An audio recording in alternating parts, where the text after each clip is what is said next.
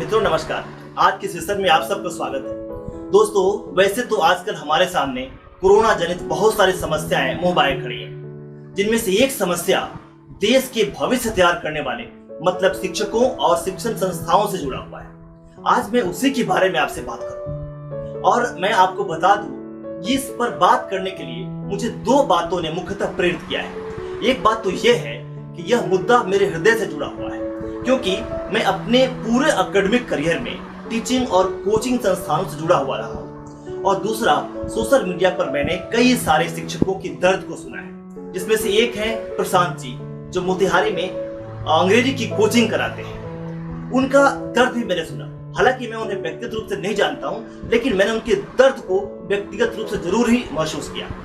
मित्रों, आज जनता कर्फ्यू से अपने देश में लॉकडाउन के शुरू हुए लगभग 4 महीने बीत गए हैं, परंतु कोरोना का कहर अभी भी लगातार जारी है। 21वीं शताब्दी में अभी तक की सबसे बड़ी समस्या यह कोरोना काल के रूप में हमारे सामने आई है। कोरोना वायरस ने आज संपूर्ण विश्व की अर्थव्यवस्था को हिलाकर रख दिया है। दुनिया के विकसित देशों को तो छोड़िए, विश्व के विकसित देश जिनको अपने स्वास्थ्य सुविधाओं पर बहुत ही गर्व था, वो भी बुरी तरह से इसकी चपेट में है। पिछले सदी की शुरुआत में जिस वक्त पहला विश्व युद्ध खत्म हो रहा था, तो स्पेनिश फ्लू नाम के एक वायरस ने दुनिया पर हमला बोला था, जिसने दुनिया की 1/4 आबादी को अपने गिरफ्त में ले लिया था। पूरी दुनिया में इस महामारी से 5 से 10 करोड़ लोगों की जान चली गई थी। उस वायरस से भी विश्व ने सोशल डिस्टेंसिंग से ही काबू पाया था। ठीक उसी प्रकार इस कोरोना वायरस को भी रोकने के लिए दुनिया के कई देशों ने सोशल डिस्टेंसिंग का हथियार ही अपनाया। सोशल डिस्टेंसिंग का मतलब होता है 2 या 2 से ज्यादा लोगों को निजी तौर पर मिलने से रोकना, और यह वायरस के फैलने में बहुत बड़ी रुकावट का काम करता है। तो इसी सिलसिले में अपने देश में भी प्रधानमंत्री मोदी ने लॉकडाउन की शुरुआत की और लोगों ने प्रधानमंत्री के आह्वान को हाथों हाथ लिया भी। परंतु बाद में सबको समझ में आने लगा कि एक लंबी लड़ाई होने वाली है, और इस बात को पीएम ने भी सबके साथ साझा किया और लॉकडाउन की समय सीमा बढ़ती गई। यहाँ तक कि आज भी कहीं कहीं लिमिटेड लॉकडाउन के रूप में है, तो कहीं कंप्लीट लॉकडाउन के रूप में कायम है। शुरू में तो लॉकडाउन लोगों को कुछ हद तक अच्छा लगा, जैसे अपने परिवार के लिए बच्चों के साथ, बुजुर्गों के साथ समय बिताना, तो अपने विभिन्न भूले बिसरे शौक को पूरा करना। लॉकडाउन के दौरान प्रदूषण में भी अप्रत्याशित कमी हुई, क्योंकि कल कारखाने बंद थे, गाड़ियों का चलना बंद था, यहाँ तक कि नदियों का जल साफ होने लगा था।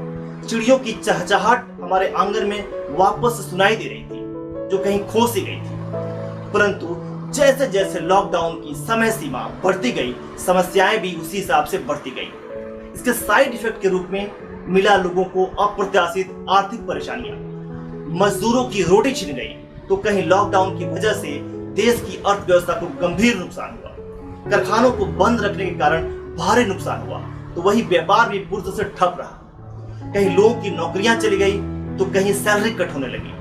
आज भी बड़े सारे सेक्टर में पूरी तरह से बंद पड़े हुए हैं, चाहे वो शिक्षा का मतलब एजुकेशन का क्षेत्र हो, या एंटरटेनमेंट का हो, या टूरिज्म का क्यों ना हो। जो धंधे खुले भी हुए हैं, उनकी हालात भी अच्छे नहीं है। वर्तमान समय में कोरोना एक वैश्विक महामारी बनकर हमारे सामने आई है, और निश्चित तौर पर इसने मानव मन पर लघुकालिक एवं दीर्घकालिक प्रभाव छोड़ा है। इस वायरस ने न केवल किसी देश के लोगों के स्वास्थ्य पर प्रहार किया है, बल्कि इसने देश की रीढ़ समझे जाने वाली अर्थव्यवस्था, शिक्षा, रक्षा और स्वास्थ्य विभागों तक को बुरी तरह से प्रभावित कर दिया है। जहां तक शिक्षा के लिए की बात करें हम, शिक्षा के क्षेत्र की बात करें हम, तो 24 मार्च से जो लॉकडाउन शुरू हुआ था, सारे विद्यालय, कॉलेज, अन्य उच्च शिक्षा संस्थान बंद किए गए थे, आज तक बंद है। और ये कब खुलेंगे, इस बारे में ठीक ठीक कहना मुश्किल है। तो संयुक्त राष्ट्र शैक्षणिक, वैज्ञानिक और सांस्कृतिक संगठन, इसको यूनेस्को बोलते हैं, उसकी रिपोर्ट आई, जिसके अनुसार कोरोना महामारी से सिर्फ भारत में ही लगभग 32 करोड़ छात्रों की शिक्षा प्रभावित हुई है। विद्यार्थी के भविष्य का पथ निर्धारित करने वाली 10वीं और 12वीं की परीक्षाएं भी अधूरी रही, और दिए गए पेपर्स के बेसिस पे ही उनका रिजल्ट घोषित किया गया, और वो भी काफी देर से।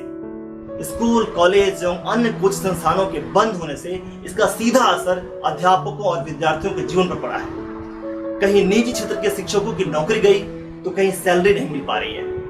कोचिंग संस्थानों का और भी बुरा हाल है। उनके खर्चे तो अभी भी जारी हैं, पर आमदनी पूरी तरह से खत्म हो गई है। इस क्षेत्र के बहुत सारे लोग बेरोजगार हो गए हैं। हाल ही में एक अखबार में खबर आई थी कि डबल MA की डिग्री रखने वाला एक व्यक्ति इसलिए केले का ठेला लगा रहा है क्योंकि उसकी जॉब चली गई है। कोरोना के चलते उसकी जॉब चली गई है। तेलंगाना में एक प्राइवेट स्कूल में पढ़ाने वाले टीचर अपनी पत्नी के साथ साउथ इंडियन फूड की रेहड़ी लगाकर गुजारा कर रहा है। और यही 2 मामले नहीं है, बल्कि इस तरह के कई मामले आए दिन अखबारों में छपते रहे हैं। देश के भविष्य को बनाने वाले, छात्रों को प्रोत्साहित करने वाले ये शिक्षक आज खुद ही हतोत्साहित हो रहे हैं और डिप्रेशन के शिकार हो रहे हैं। वास्तव में देश भर में छाए इस आर्थिक संकट का असर निजी शिक्षण संस्थानों, कोचिंग संस्थानों पर और उनसे जुड़े हुए लोगों पर बुरी तरह से पड़ रहा है।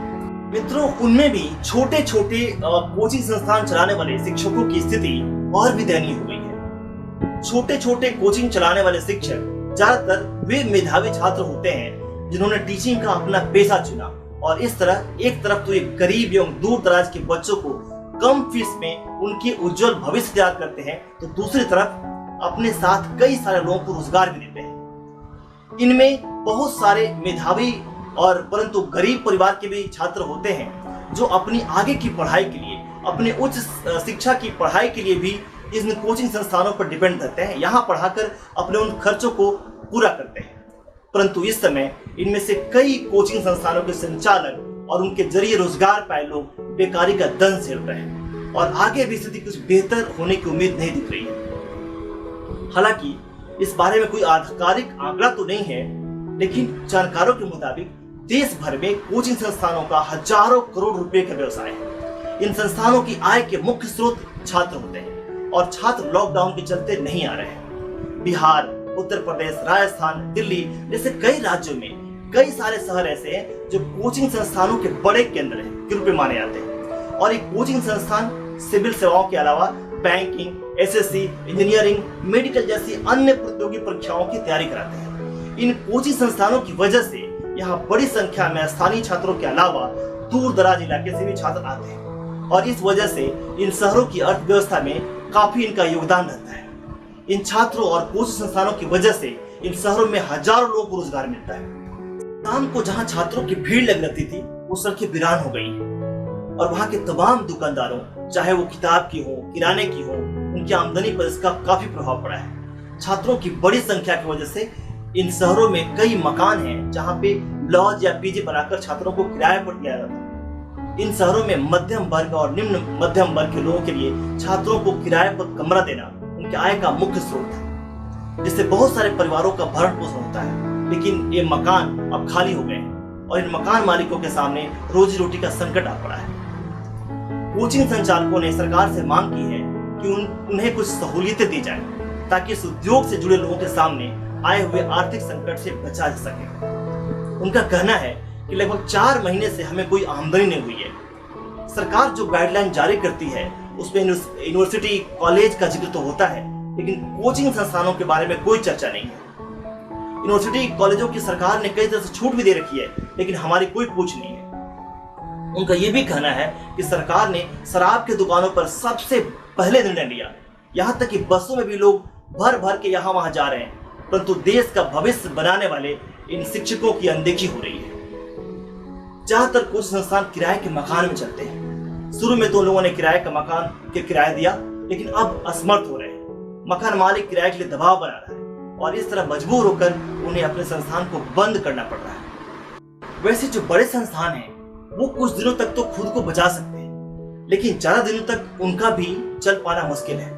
परंतु छोटे छोटे जो कोचिंग संस्थान हैं उनको ये झेल पाना बड़ा मुश्किल हो गया है। कई सारे लोगों ने तो अपना कोचिंग बंद भी कर दिया है और कई लोग इसे बंद करने को मजबूर हो गए हैं। इसी तरह के पटना के कोचिंग संस्थान के मालिक ने बताया कि उन्होंने भी अपने संस्थान को बंद कर दिया है। वो बताते हैं कि आय का स्रोत सिर्फ छात्र है। 3 महीने तक तो उन्होंने बिल्डिंग का किराया दिया, लेकिन अब उनके लिए मुश्किल हो रहा था। दूसरी बात यह है कि जल्दी से कोई और उम्मीद नहीं दिख पड़ी है कि लॉकडाउन खुलेगा कब और बच्चे कब पढ़ने के लिए आएंगे। और यही कारण है कि शहरों में दर्जनों कोचिंग संस्थान बंद हो गए हैं या बंद होने जा रहे हैं। हालांकि कुछ संस्थान छात्रों को ऑनलाइन कक्षाओं का विकल्प दे रहे हैं और कुछ ने इसकी शुरुआत भी कर दी है, लेकिन अभी भी ऑनलाइन माध्यम से पढ़ने वाले छात्रों की संख्या बहुत ही कम है। और दूसरा, ऑनलाइन कक्षाएं बेरोजगारी कम करने में कभी भी मददगार साबित नहीं हो पाएंगी। कोचिंग संस्थानों के संचालकों ने अपनी समस्या सरकार तक पहुंचाने की भी कोशिश की, लेकिन फिलहाल उन्हें राहत की उम्मीद नहीं दिखती है। सरकार का इस पर साफ तौर से कुछ नहीं करना कोचिंग शिक्षकों के लिए हतोत्साहित करने के बराबर है। सरकार के नुमाइंदों का कहना है कि कोचिंग संस्थानों को ऑनलाइन जैसे अन्य माध्यमों में अपने आप को बचाने का रास्ता ढूंढना चाहिए। उनके अनुसार क्लासरूम टीचिंग का माहौल अभी नहीं है, इसलिए टीचिंग शुरू नहीं की जा सकती, क्योंकि रिस्क है और बच्चों की जिंदगी से खिलवाड़ करना ठीक नहीं है। हालांकि कहते हैं ना कि एक दरवाजा बंद होता है, उस कंडीशन में दूसरा दरवाजा खुलता है, मतलब दूसरी अपॉर्चुनिटी मिल जाती है। इसी पुरानी कहावत को हमारे लगनशील अध्यापकों ने सही साबित करके दिखाया।